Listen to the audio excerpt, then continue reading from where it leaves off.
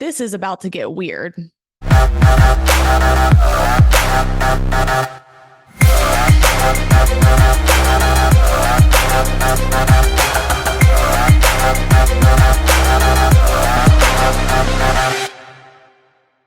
Hello, everyone. Welcome back to another episode of Queen Talks. This is going to be a fun one today. It's also going to be a little bit weird, but I promise this whole episode will relate to sport performance and how you approach training. It's been a week since I had my amazing, magical wedding. And it's so crazy because I look back and I feel like it happened forever ago, even though it was just last Sunday. It is a cozy Sunday morning right now. It's very early here in Florida, and Casey's actually out of town at a baseball conference. So I figured, okay, I'll record a solo episode recapping our wedding. So I'm going to walk you guys through this whole weekend of events. So I decided to have everything jam packed in one weekend over the span of 4 days. So I had my bachelorette party, I had my bridal shower, we had our rehearsal dinner, and then we finally had our wedding at the end of all of these shenanigans. A lot of crazy things went down. So I'm just going to start from day one. So the first day is technically last Wednesday night. And this is when a series of events started to unfold. And I realized, all right, weddings are far, far from perfect, and nothing is ever going to be smooth sailing. So we're in a group text with my bridesmaids, and I was supposed to have five bridesmaids. It was a combination of girls I grew up with in high school, some soccer girls I played at Johns Hopkins with, and also my sister in law, Morgan. We get a text from one of the bridesmaids who I went to high school with, and it's a picture of an ambulance and her foot. And I'm like, what the hell is going on? This is the night before everyone's about to fly out for my bachelorette party. And I'm like, okay, here we go. And it turns out there was a huge snowstorm in Maryland and there was a lot of ice everywhere. And one of my bridesmaids was walking her dogs the night before and had a very unfortunate fall, sprained her ankle, as well as potentially broke it. So she texted me and said she was at the hospital. They were taking x rays and she wasn't going to make it out. And I was like, no problem. It's not a big deal. Like, if you cannot walk down the aisle and you're in pain, which she was in severe pain, I was like, it's fine. Like, take care of yourself. Don't bother coming. We were down a bridesmaid. We had a casualty from night one. Thankfully, she's doing better now, but she wasn't able to make our special day, which really sucked. But hey, we couldn't really control it. So at that point, I was just like, all right, here we go. Like things are about to go down. It gets better. So Thursday, the next day, was actually super chill. All my bridesmaids showed up. We got to the Airbnb in Lido Beach, Florida, which was about 10 minutes from our wedding venue. And that's where I had my bachelorette party. For those of you thinking that I was going to have some crazy bachelorette weekend with wild hangover stories and just this insane night, think again. I mean, not that much happened. I don't drink that much. I didn't drink this weekend. I can't remember the last time I was even drunk, maybe like 3 or 4 years ago. And I just hate that feeling. So I really wanted to stay sober for all the festivities during the weekend and just make sure that I remembered everything. I don't want to forget my bachelorette party. I don't want to be hungover for my bridal shower brunch, which was the next morning. I don't want to forget my wedding. I don't want to say anything stupid to friends and family that are there. So I didn't drink all weekend. I was completely sober and I had just as much fun, if not way more fun than everyone else. So you can have fun without alcohol. So Thursday night, the bachelorette party, super chill. We probably went to bed at 9 p.m. I know you guys are like, wow, that's super boring. Like, what else happened that was actually interesting this weekend? Okay, let's get into it. So I've been sick for 6 months with mold illness, and I'm still detoxing everything from my system. I've had a lot of symptoms already improved. I don't have as much brain fog as I used to. I don't have insomnia and anxiety anymore. So my neurological symptoms are gone, which thank goodness, because those were definitely the worst ones. But I still have blown up sinuses. I still wake up with a blocked nose. I've had a sore throat that's so incredibly painful for the past several months, and I had to deal with it this weekend with my wedding.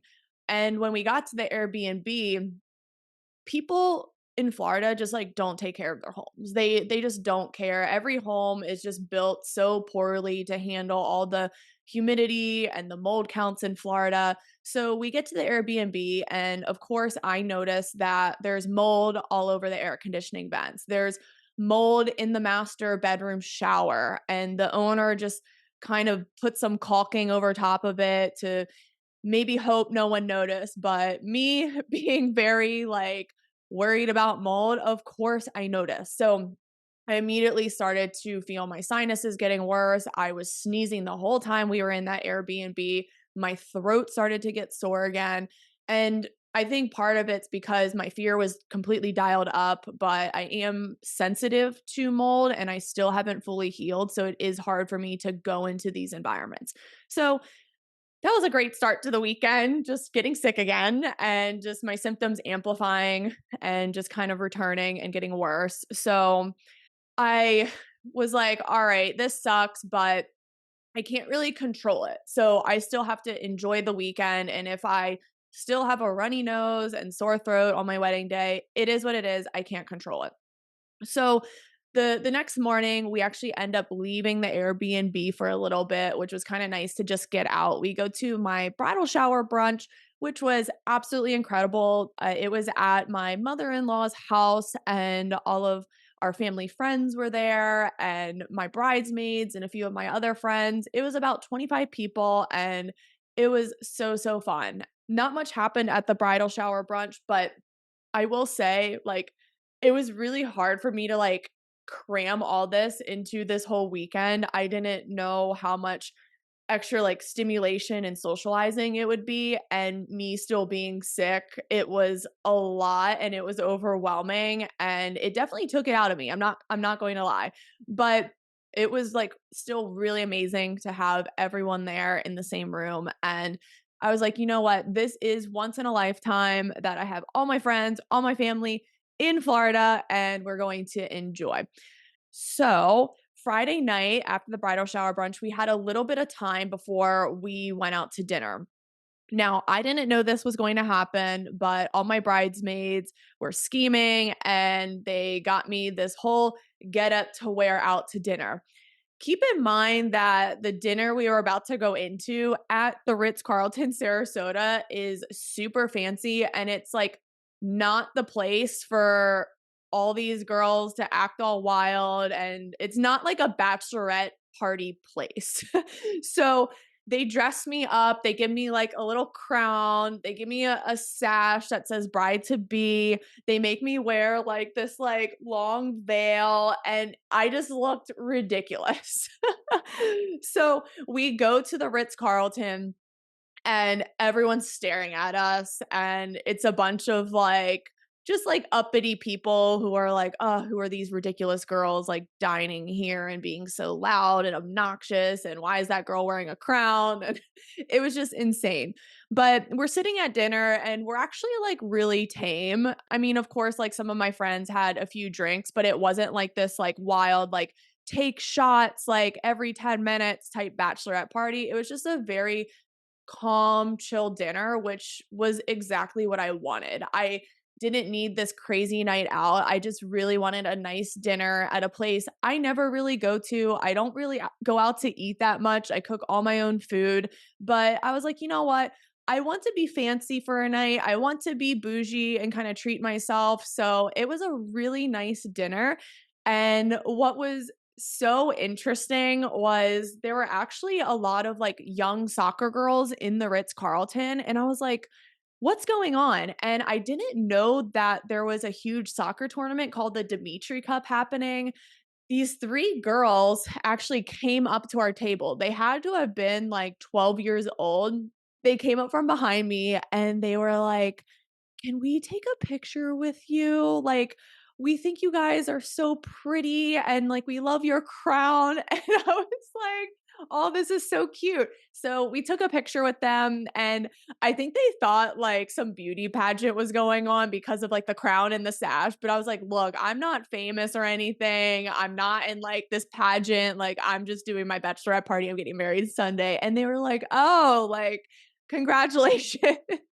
So it was super cute. And I do need to backtrack a little bit. So my bachelorette party was Taylor Swift themed. So we had like friendship bracelets with like Taylor Swift lyrics on them. We had like these like light up like flower crowns. And I knew that these girls, I just had a sixth sense. I knew that these young girls that came up to our table were Swifties. So one of my bridesmaids said to me, oh my gosh, we should like give them our light up flower crowns. And these were like the coolest things. They like lit up and they were like sparkly and had flowers on them. And I was like, that is the best idea ever. Like, you are going to make these girls' nights. So, one of my bridesmaids, Amanda, goes over to their table and has the crowns in her hand. And she was like, hey, like, you guys can have these. Oh my gosh, these girls were like smiling from ear to ear. They were so excited. They were like, wait, really? Like, we can have these? And Amanda was like, yeah, here you go.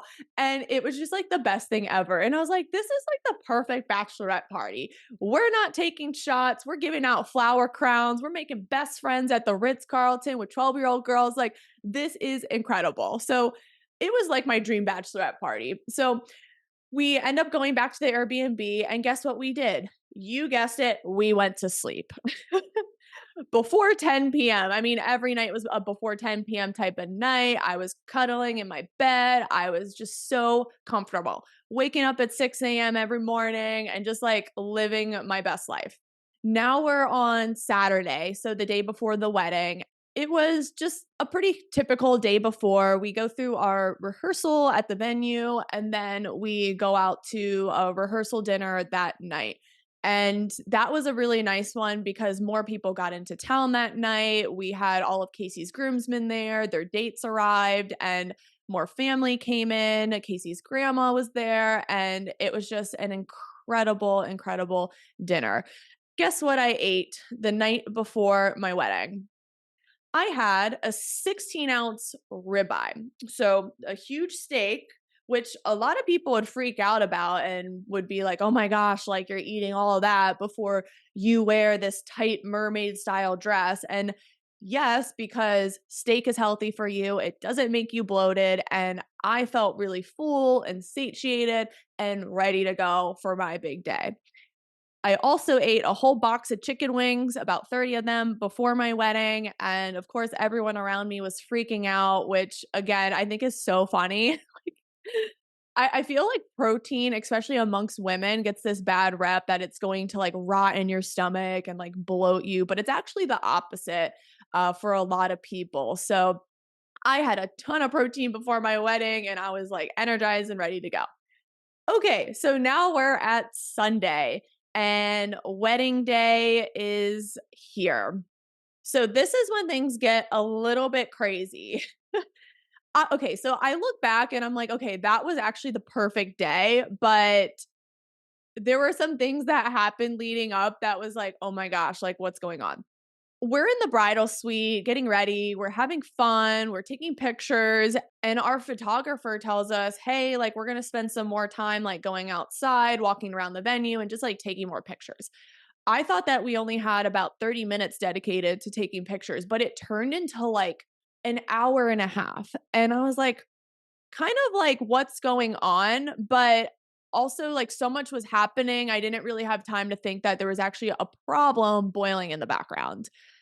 I did also see a lot of Casey's groomsmen kind of like running around frantically at the venue, also thinking, "Okay, that's kinda weird." And I also was, like, kinda mad because usually, like, the groomsmen stay in their suite, so they don't see the bride's dress, they don't see the bridesmaids, and I was, like, worried Casey was just going to pop out because all of his groomsmen were, like, just sprinting around the venue. And at the time, I was like, "Okay, that's kinda weird, but alright, we're gonna go take pictures, and I'm just gonna brush this off."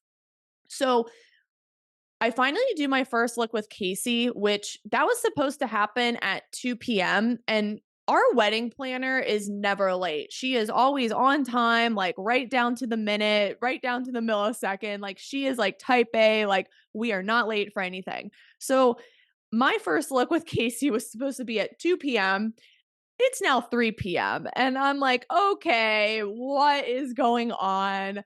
So, I do my first look with Casey a little after 3 PM. It was amazing, it was magical, it was just full of tears, at least on my end. Casey doesn't cry, I've never seen him cry, but he was just smiling ear to ear, and it was just this really amazing, like, private, intimate moment. After we did our personal vows and just spilled our guts to each other. He then told me, "Oh, by the way, I forgot to bring my tux jacket. I left it an hour away in Tampa. So when you were taking all these extra pictures and the timeline was being pushed back, I had to drive all the way to Men's Warehouse to buy a new tux jacket." And I was like, "Oh, okay. I'm so glad you did not tell me this and you distracted me with our photographer taking more pictures of us girls, and I would have had a heart attack." So I was really glad that Casey waited to tell me that information and everyone was just, like, trying to distract me. So I thought that was funny, and it ended up working out, but I just think it's, like, it's so hilarious that that happened because I'm sure, like, he was just like, "Oh my gosh, I can't believe I did this." And our wedding planner, she was cool as a cucumber. She heard the news from Casey that he had to go to Men's Warehouse, and she was like, "Okay, like, we'll just push the pictures back and just keep the bridesmaids and Erica busy during this time." So that was the first thing that happened. Then the second thing was our ceremony. So our ceremony was just absolutely incredible, and I actually was, like, kind of nervous for it because I've been to other weddings and I've seen brides walk down the aisle like, "Ah," like, sobbing and, like, not smiling, and I get it, like, you're crying, like, it's an emotional day, but I got all my tears out of the way prior. Like, the first look with my dad, I was sobbing. The first look with Casey, I was sobbing as well, and I was like, "All right, my tear ducts are done. Like, I don't wanna cry down the aisle. Like, this is supposed to be a happy moment, and I want to be smiling and just not emotional." So, my dad walks me down, and I am nervous, and when you're nervous, like, you can get emotional, and I told my dad to, like, crack jokes as we were, like, walking down the aisle so I wouldn't start, like, ugly sobbing. That ended up working out, and I also walked down to a song called "Yes, I Will" by Vertical Worship, which it is an emotional song, but it's very, like, uplifting. It's a song from our church that I love, and I was just singing down the aisle, like, it was like American Idol on this aisle. I was just like, "Yes, I will." And I'm just, like, looking at Casey, like, singing, and it was just so fun. And, yeah, the ceremony was incredible. Our pastor, Scott, had a lot to say about the true meaning of marriage from a biblical sense, and I think it was really great for a lot of people in the audience too, because I definitely think there's a lot of misconceptions about marriage, in the Bible because people don't read their Bibles, but he talked a lot about how man and woman are equals and they must complement each other. That's what God wanted for them. And man's not up here, woman's not down here. They're one and the same. And they should really work as a team. And that's what God wanted. And even a lot of my friends who are atheists told me after that ceremony, they were like, wow, like I didn't know that was what God says about marriage. And I was like, well, it's because you make assumptions about a book that you don't read deeply, but it's okay. Anyway, I don't want to get into a religious discussion, but it was just like nice for people to like see like what that meaning is, and maybe they'll come to God in their own lives. It's not for me to like push on everyone, but I really think Pastor Scott did such an amazing job just kind of inspiring everyone in the audience, and also just a reminder for me and Casey, because I think it's really easy to forget, especially with a lot of the pressures from culture and the distractions and all the bad things going on in the world, and a lot of marriages not making it. And it was just a really amazing ceremony and just a nice reminder of what our values are. So the ceremony gets done and it's time to enjoy. It's time to have our reception. So the first thing our wedding planner asks us as a new married couple, what do you guys want as your first drink as a couple? Casey and I both say at the same time with conviction, water. So again, we didn't drink on our wedding, and no judgment if you do. Like I've been to weddings where couples are like hammered and like living it up, and if that's what they want to do, cool. But again, like we are not big drinkers, and we really wanted to enjoy and remember our special day, and also like not wake up the next day feeling bad because we actually had to go back to work, which I'll get to later. But we ended up drinking water first, and my priority was also making sure I ate. This was probably the best part of the wedding because Casey and I just like we really wanted some alone time because it had been an entire weekend of just jamming our bachelorette and bachelor parties into everything, then like the bridal shower, the rehearsal dinner. So we've just constantly been like entertaining everyone. So we actually had 30 minutes to ourselves in one of the suites, and we had our own personal server with the cocktail hour, which was amazing. Our planner set aside time for that because I know a lot of brides who miss their cocktail hour. They miss all the appetizers that they paid for. Like it's like if I paid for a lot of this, then I want to make sure that I have the appetizers that I chose. So one of the appetizers I was really looking forward to was the chicken and waffle sliders. So it was like these like mini little sliders, chicken, waffles, syrup, and like cheese, and then like something else. It was just like this burst of flavors. It was so good. So the server comes into the suite. He has like a whole plate of chicken and waffles. There's like 20 of them. You know how people just kind of grab like one or two just to be polite? Well, we're like, screw it. We're alone. So Casey goes, I'll just take that whole plate from you. And the server goes, go ahead. So we're stuffing our face with chicken and waffles. Our wedding planner comes in the room. She's like taking pictures. She's like, oh my gosh, this is like perfect. And I'm so glad she captured that moment because it was just like so us. I can't wait to see those pictures. I'll definitely share them once they come out.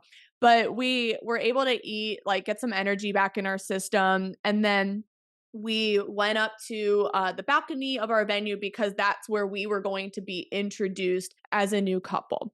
The estate that we were at, there was this like winding spiral staircase where we walked down into the reception for our first dance. So the DJ introduces us. Before we walk down, I'm like, okay, how are we going to walk down these spiral stairs? Because we haven't practiced this, and I'm in heels. I'm in a dress with a really long train. Like, how are we going to make this work? And he goes, okay, I'm going to walk backwards and you just like follow me. I'll hold your hand. And I'm like, are you sure you want to walk backwards down these stairs? And he's like, yeah, I got it. So we go to the stairs. We're introduced as the Mulhollands. He takes the first step down and he trips.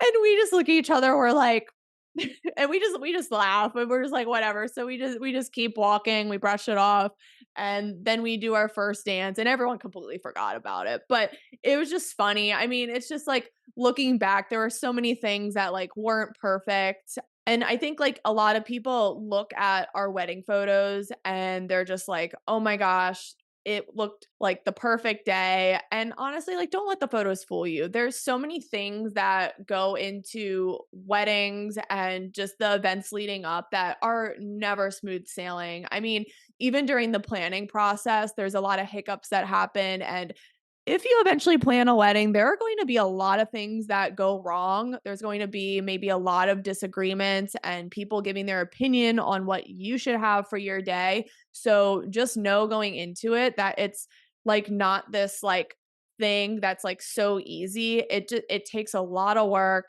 but it's 100% worth it. And Casey and I will forever look back on this day, and we had so much fun because we never have really gotten to celebrate us for once, and it was just nice for a change of pace.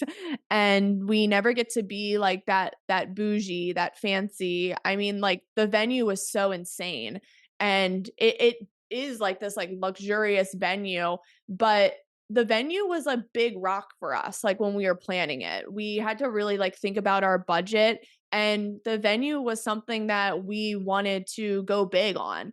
But there were a lot of other things that we just didn't want to really waste thousands of dollars on. I mean, you saw my bridesmaids, they had a little rose and not these, like, poofy bouquets.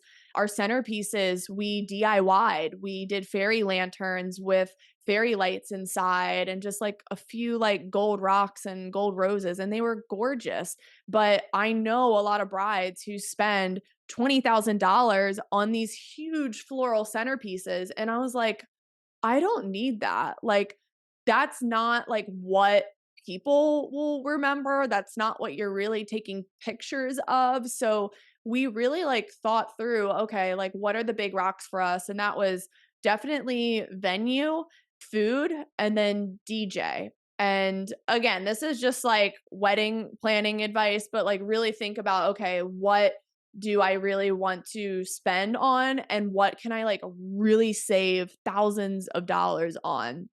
So that was a big one for us, and even like everyone there was like, "Oh my gosh, this was just the best venue ever. This was like perfect because people could go inside, they could go outside. There was like the sunset and the water."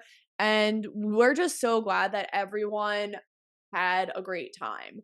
Yes, it was about us, but we wanted to make sure we were mindful of other people. We also picked this venue because it was 1 minute from the airport and 1 minute from all the hotels. And I've been to weddings. I've been to weddings where the airport is an hour away, then the venue's another hour drive. And it's like, okay, like I get like you guys want this like rustic barn in the middle of nowhere and it's beautiful. But shoot, like I gotta rent a car. I gotta drive an extra hour. Like, this sucks. So I didn't want to do that to my friends because a lot of them were coming in from Maryland, New Jersey, California. I know it adds up. I know it gets expensive. And also, all my friends are getting married this year. So I know they all have other weddings to go to and spend money on. So I get it. That's why we wanted the venue to be close to the airport and the hotels. That was really important to us. And that's why we jam-packed everything into that weekend. Casey had his groomsmen golfing that weekend. They went to the shooting range to shoot guns. I mean, we did everything there while everyone was in Florida because for a lot of people, it was a destination wedding. So Casey and I wake up the next day and we had 1 day off before we went back to work. Now, we are not taking our honeymoon until end of March because we're in like busy season right now, and we also were so exhausted from all the events being jammed into one weekend that we were just like, we'll take a day off and then just like slowly get back into work. And our honeymoon's going to be snowboarding. So we got to have full on energy for that. So we're going to save that for end of March. And we just started working again. I mean, he still has a lot of his baseball guys in the MLB who haven't left yet for spring training, so they're finishing up, and he just didn't want to take a full week off to leave them to fend for themselves. So it was a really important time for us to get back to work. A lot of my athletes are preparing for school soccer, for spring soccer. So I was like, all right, we're just going to stay home. But that next morning, this is so funny. We looked at each other and we were like, that was awesome. That was amazing. That was a fairy tale, but we would never do that again.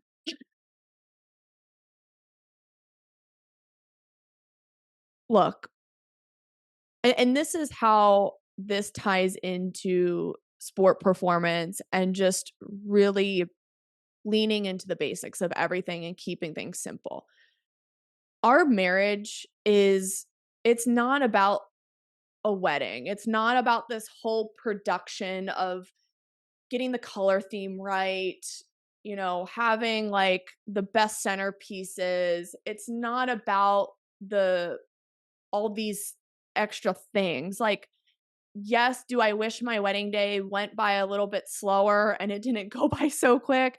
Yes, but also it's like we said to each other, we are ready for real life together. And that's what we like doing most. And for those of you who have listened to previous episodes, you know that Casey and I have actually been married for a year. So this technically was our 1 year anniversary party, but we've been married for a year and we both agree that the best moments we've had together are our morning coffee talks, our walks with our husky Bella, our Sundays where we watch football. Like today, I'm really looking forward to him getting home so we can watch the Ravens and the Chiefs play and like eat pizza and chicken wings together. And it's like, I like, I guess like the boring things, but I don't find them boring because they're so fulfilling, and these are the things that are real life. They happen all the time. And a wedding like we had, that's a once in a lifetime thing. That's not going to happen again, ever. A honeymoon is a once in a lifetime thing. It's never going to happen again.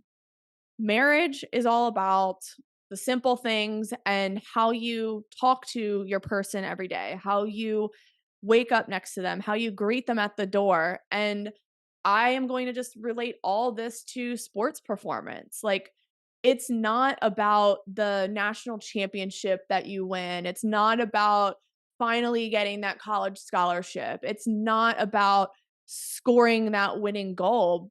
That happens every so often. That happens every now and then. But the largest percentage of what goes on in your sports career is doing the boring, mundane things.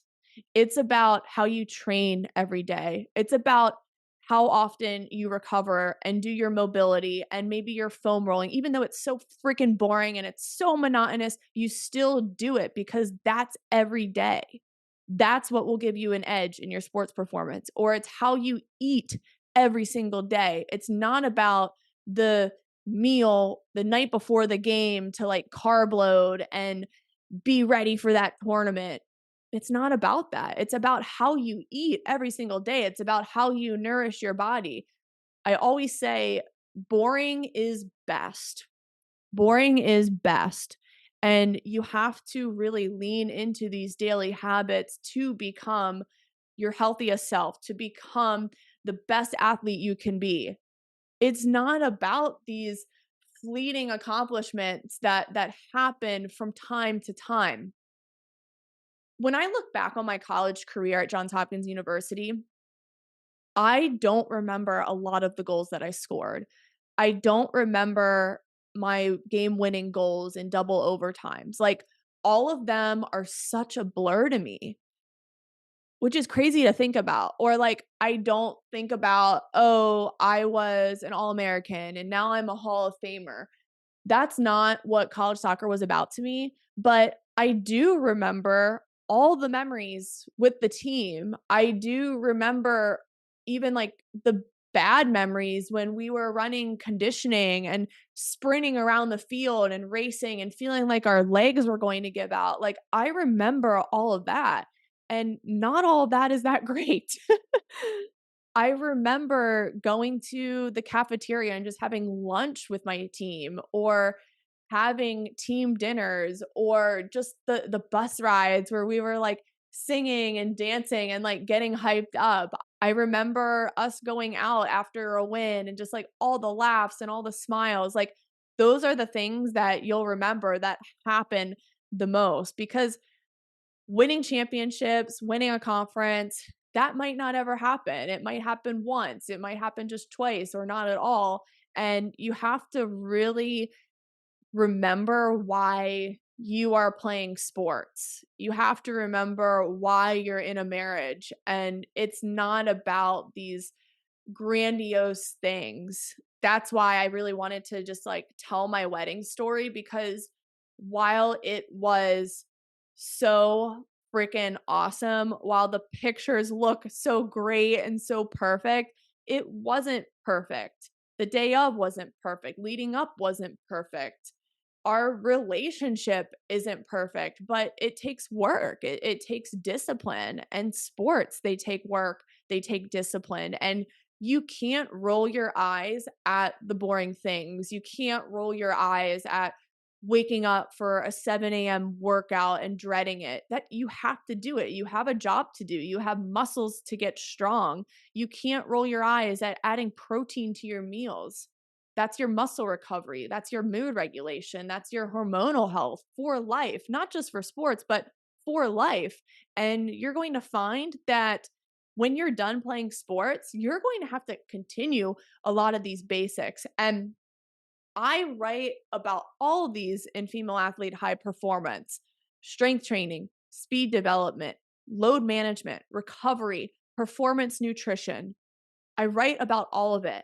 I think a lot of girls tend to have googly eyes at all the fancy gimmicks and gadgets they see on social media, or these exercises that just look so over the top like a circus, but they haven't even gotten the basics of performance down, of sport performance, but life performance. I see too many girls just falling prey to a lot of the nonsense on social media that just complicates things too much. It doesn't have to be complicated, your performance. It doesn't have to be anything that looks so grandiose, like my wedding. It's not about that. It's not about grandiosity. It's about simplicity. And I truly believe that simplicity is the highest form of sophistication. So, if you haven't read my book yet, I highly recommend you read it. I'm more pumped up about the content in here for life performance when sports ends. Yes, this is going to help you perform better at your sport, but there's a lot in here that you're going to have to take into life, in career, in your relationships or marriage, in your overall health, your hormonal function. Like, all this is so freaking important, and you can never forget the basics. So, yes, enjoy the good things in life, but realize they're only temporary, and you really just have to come back to the basics. I hope this episode helped you. I just pray that you never forget that simple is best.